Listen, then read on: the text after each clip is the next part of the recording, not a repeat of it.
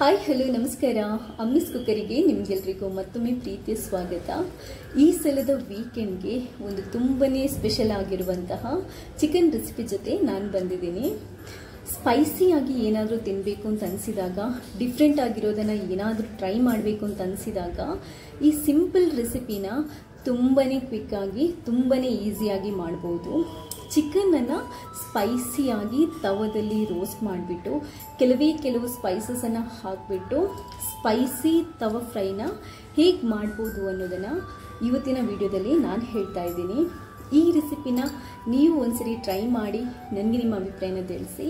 ಹಾಗೆಯೇ ಇಲ್ಲಿ ತನಕ ನೀವು ಯಾರಾದರೂ ನನ್ನ ಚಾನೆಲ್ಗೆ ಸಬ್ಸ್ಕ್ರೈಬ್ ಆಗಿಲ್ಲದಿದ್ದರೆ ಸಬ್ಸ್ಕ್ರೈಬ್ ಆಗಿ ನನ್ನ ವಿಡಿಯೋಗಳನ್ನು ನೋಡಿ, ಲೈಕ್ ಮಾಡಿ, ಶೇರ್ ಮಾಡಿ, ನನ್ನ ಈ ಪ್ರಯತ್ನನ ಸಪೋರ್ಟ್ ಮಾಡಿ. Thank you all. Spicy chicken tawa fry ಮಾಡೋದಕ್ಕೆ ನಾನು ಅರ್ಧ ಕೆಜಿಯಷ್ಟು ಚಿಕನನ್ನು ತಗೊಂಡಿದ್ದೀನಿ. ಅದನ್ನ ನೀಟಾಗಿ ತೊಳೆದ್ಬಿಟ್ಟು ಒಂದು ಬೌಲಿಗೆ ಹಾಕೊಳ್ಳಿ. ಮೊದಲು ಮ್ಯಾರಿನೇಷನ್ ಮಾಡ್ಕೋಬೇಕು.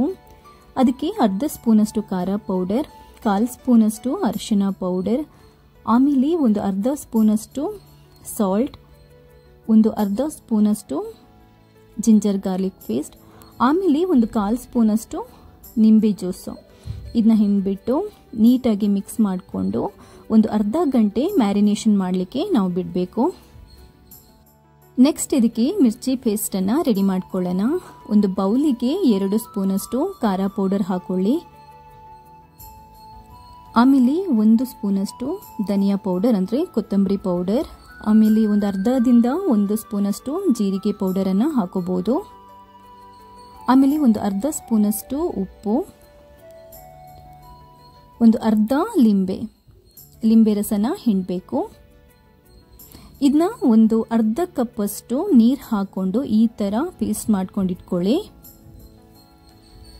ನೆಕ್ಸ್ಟ್ ಇವಾಗ ಒಂದು ಪ್ಯಾನನ್ನು ಸ್ಟವ್ ಮೇಲೆ ಇಡಿ. ಅದಕ್ಕೆ ಒಂದು 3 ಸ್ಪೂನಷ್ಟು ಕುಕ್ಕಿಂಗ್ ಆಯಿಲ್ ಹಾಕಿ, ಅದು ಕಾದ ನಂತರ 2 ಕಟ್ ಮಾಡ್ಕೊಂಡಿರುವಂತಹ ಆನಿಯನನ್ನು ಹಾಕೊಂಡು ಡೀಪ್ ಫ್ರೈ ಮಾಡಬೇಕು. ಚೆನ್ನಾಗಿದು ಡೀಪ್ ಫ್ರೈ ಆಗಬೇಕು. ಪ್ಯಾನಲ್ಲಿ ಮಾಡಿದರೆ ತುಂಬ ಚೆನ್ನಾಗಿ ಬರುತ್ತೆ. ಇದು ಈ ಥರ ಡೀಪ್ ಫ್ರೈ ಆದ ನಂತರ ಇದಕ್ಕೊಂದು 1/4ರಿಂದ ಅರ್ಧ ಸ್ಪೂನಷ್ಟು ಜಿಂಜರ್ ಗಾರ್ಲಿಕ್ ಪೇಸ್ಟನ್ನು ಹಾಕೊಂಡು ನೀಟಾಗಿ ಸ್ಟಿರ್ ಮಾಡ್ಕೊಳ್ಳಿ. ಸ್ವಲ್ಪ ರೋಸ್ಟ್ ಮಾಡ್ಕೊಳ್ಳಿ.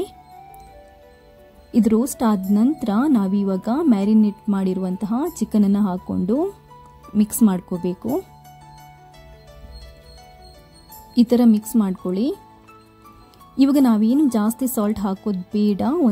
ಒಂದು ಚಿಟಿಕೆಯಷ್ಟು ಉಪ್ಪನ್ನು ಸ್ಪ್ರಿಂಕಲ್ ಮಾಡಿ, ಯಾಕಂತಂದರೆ ಮ್ಯಾರಿನೇಷನ್ ಮಾಡುವಾಗಲೂ ಹಾಕಿದ್ದೀವಿ, ನಾವು ಪೇಸ್ಟಿಗೂ ಹಾಕಿರ್ತೀವಿ. ಇದನ್ನ ನಾವು ಕ್ಲೋಸ್ ಮಾಡಿ ಮೀಡಿಯಂ ಫ್ಲೇಮಲ್ಲಿ 5 ನಿಮಿಷ ಕುಕ್ ಆಗಲಿಕ್ಕೆ ಬಿಡಬೇಕು. ಮಿಡ್ಲಲ್ಲಿ ನೀವು ಸ್ಟಿರ್ ಮಾಡ್ತಾ ಇರಿ.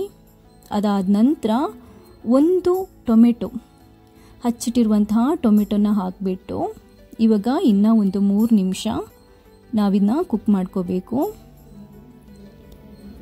ಇದು ಆಲ್ಮೋಸ್ಟ್ ಕುಕ್ ಆಗಿದೆ. ಚಿಕನ್ ಕೂಡ ಚೆನ್ನಾಗಿ ಬೆಂದಿದೆ, ಟೊಮೆಟೊ ಕೂಡ ಚೆನ್ನಾಗಿ ಬೆಂದಿದೆ.